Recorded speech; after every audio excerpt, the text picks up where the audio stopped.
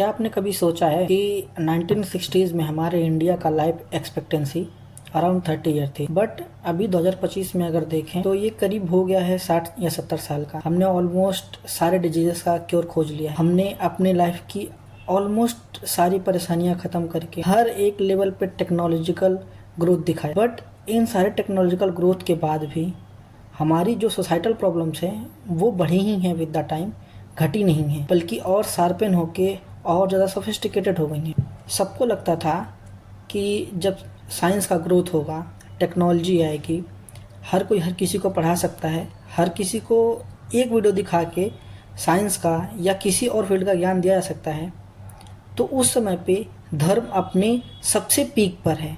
ऐसा हो क्यों रहा है? ये इतनी बड़ी आयरनी कैसे कि कोई किसी भी धर्म का बाबा एक फ़ोन यूज़ कर रहा है, एक कार यूज़ कर रहा है, जिस इंस्ट्रूमेंट से वो अपना मैसेज प्रोपोगेट कर रहा है, ये सब कुछ साइंस से बनाया है। और उन साइंस की चीज़ों को यूज़ करके साइंस को ही विखंडन कर रहा है कि भाई ये तो एग्जिस्ट ही नहीं करता, ये तो हमारे पास पहले से ही था। अगर आप भी इस तरीके के थॉट्स में रहते हैं, डीप डाइव करते हैं, तो मिलते हैं नेक्स्ट पार्ट में। मैं आपको एक स्टोरी के थ्रू समझाता हूँ कि आखिर में होता कैसे है और क्यों होता है। तो मैं हूँ नवोदय से, हॉस्टल प्रोवाइड करता है, तो हम हॉस्टल्स में रहते थे। तो ये बात है करीब जब मैं 7th में था, तो वो टाइम पे ऐसा होता था कि हर रोज़ कोई ना कोई स्टूडेंट पकड़ा जाता था बाहर भागते हुए, और प्रिंसिपल वगैरह सब उसको बुला के डांटते वाटते थे और पूछते थे कि भाई तुम बाहर क्यों भाग रहे हो, व्हाट इज़ द रीज़न। क्योंकि नवोदय में ऑलमोस्ट आपको हर चीज़ प्रोवाइड कराई जाती है। सुबह को ब्रेकफास्ट से लेके रात के डिनर तक everything is provided by school only. Her student का कहना था कि सर हमें नॉनवेज नहीं मिलता है खाने को, तो हम नॉनवेज खाने के लिए बाहर जाते हैं। तो इन सबसे परेशान होकर प्रिंसिपल सर ने सोचा कि चलो ठीक है, एक सॉल्यूशन देते हैं ताकि बच्चे बाहर ना जाएं। तो उन्होंने बोला कि चिकन या मटन स्कूल में लेकर आना is not possible for us, क्योंकि उसमें बहुत सारे लोग ब्राह्मण थे, तो वो लोग नहीं खाते थे, तो वो फैसिलिटेट करना मुश्किल है। बट उन्होंने कहा कि मैं एक का स्टॉल लगवा देता हूँ, एक का स्टॉल लगवा देता हूँ, हफ्ते में 2 बारी गर्ल्स के यहाँ, 2 बारी बॉयज़ की इधर, जिसको जो खाना है वो खा सकता है। अब एक का स्टॉल आने लगा, सब लोग खाने भी लगे, सब लोग खुश भी थे। बट क्या बच्चों का बाहर भागना बंद हुआ? ऑब्वियसली नहीं बंद हुआ। कि बाहर भागना एक कोई नीड नहीं थी, मोस्टली बाहर भागना एक स्टेटमेंट था कि हम ऐसे ही हैं, हम सिस्टम को चैलेंज करेंगे, हम सिस्टम से ऊपर हैं, हम कुछ बेहतर हैं। और ऐसा नहीं है कि मैं किसी दूसरे के लिए बोल रहा हूँ, ये मेरी पर्सनल रियलाइजेशन है कि जब भी मैं भी नवोदय में था, तो I used to think कि I am something, but actually I was nothing। और यही है अपने इवोल्यूशनरी बायोलॉजी का सबसे बड़ा फ्लॉड कह सकते हैं आप, जो आज भी एग्जिस्ट करता है और हमें पोटेंशियल क्रिमिनल बनाता है। चलिए वापस से एक स्टॉल पे आते हैं।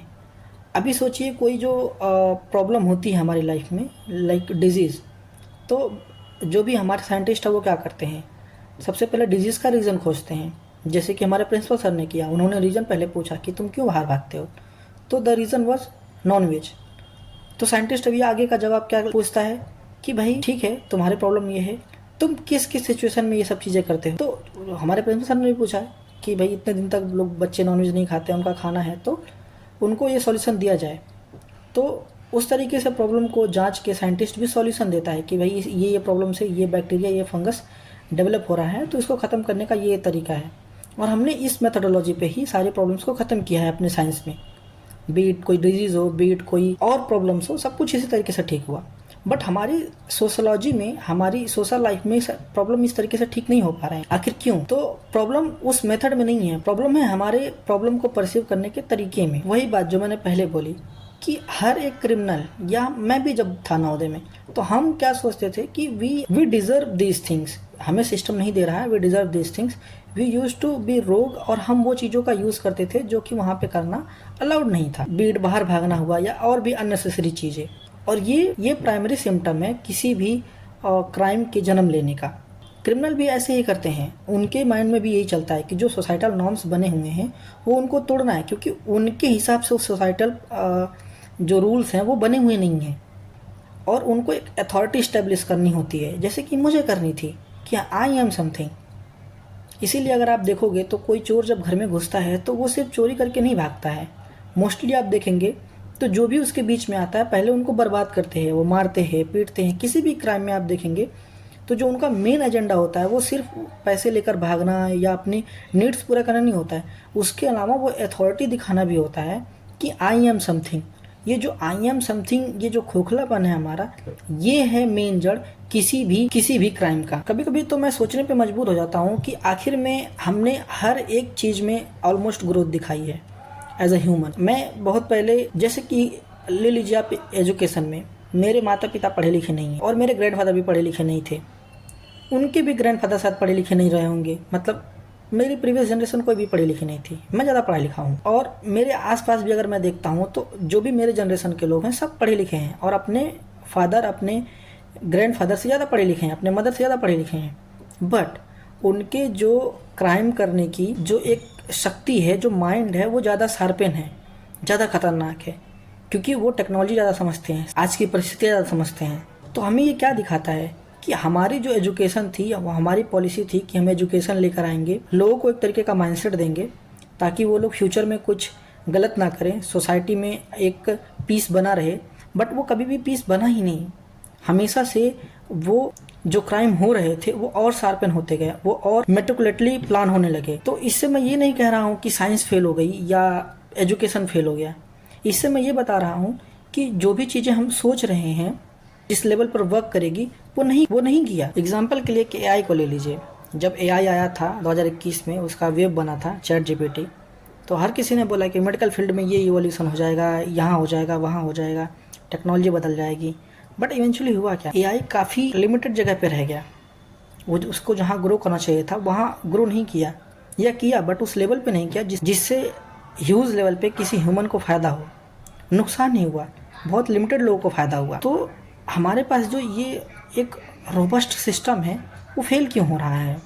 ओवरऑल लाइफ एक्सपेक्टेंसी बढ़ गई है, ऑलमोस्ट सारे डिजीज़ क्योर हो गए हैं, ना ही इन्फेंट उस तरीके से मरते हैं, एजुकेशन ऑलमोस्ट हर किसी के पास पहुंच रहा है, खाना हमेशा हर किसी के पास पहुंच रहा है, एग्रीकल्चरल रिफॉर्म्स हो गए, ऑलमोस्ट हर किसी के पास घर है किसी न किसी तरीके से। कम से कम पहले की तरह तो जान का तो खतरा नहीं है कि बाहर आप रह रहे हैं तो कोई जानवर आके खा लेगा या कोई जानवर आके आपको काट लेगा जो बहुत विषैला हो।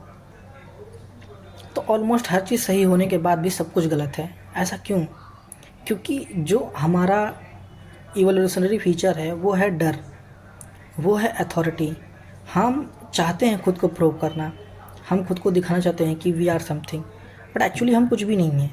तो जो ये हमारा कुछ बताने का, कुछ हमारा ऑब्सेशन है खुद को कुछ दिखाने का, वो हमें किसी न किसी तरीके से क्राइम की तरफ लेकर जाता है। इसीलिए I am trying to be that person जो किसी को कोई प्रूफ नहीं देना चाहता है, कुछ प्रूव नहीं करना चाहता है। वो चाहता है कि भाई अपनी लाइफ जिएंगे, अपने हिसाब से करेंगे सब कुछ, जैसा जहाँ जो भी होगा, ताकि हम उस भीड़ चाल या फिर उस माइंडसेट का हिस्सा ना बने जैसी आज समाज दिखती है।